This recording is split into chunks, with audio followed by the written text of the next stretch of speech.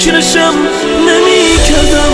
چاسون دل بریدی از دلی که پای تو گیره، که از این بدترم باشی واسه تو نفسش میره. نمی ترسم اگه گاهی دامون بیاثر میشه، همیشه لحظه آخر خدا نزدیکتر میشه.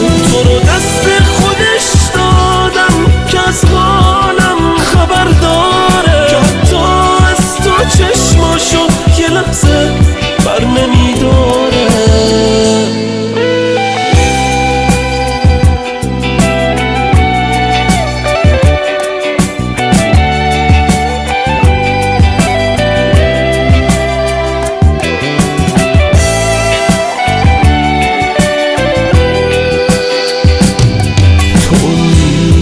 منی اما داری از دست من میری، با دستای خودت داری همه خستیم و میگیری. دعا کردم تو رو بازم با چشمی که نخوابیده، مگه میذار دلتنگی، مگه گریه امون میده. مریضم کرده تنهایی، ببین حالم پریشونه. من اشک میریزم که برگردی به این خونه، حسابش رفته از دستم شبایی رو که بیدارم. شاید از گریه خوابم باز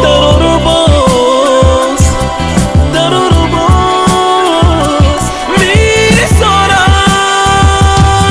نمیترسم اگه گاهی دامون بیاثر میشه، همیشه لحظه آخر خدا نزدیکتر میشه. تو رو دست خودش دادم که از حالم خبر دار،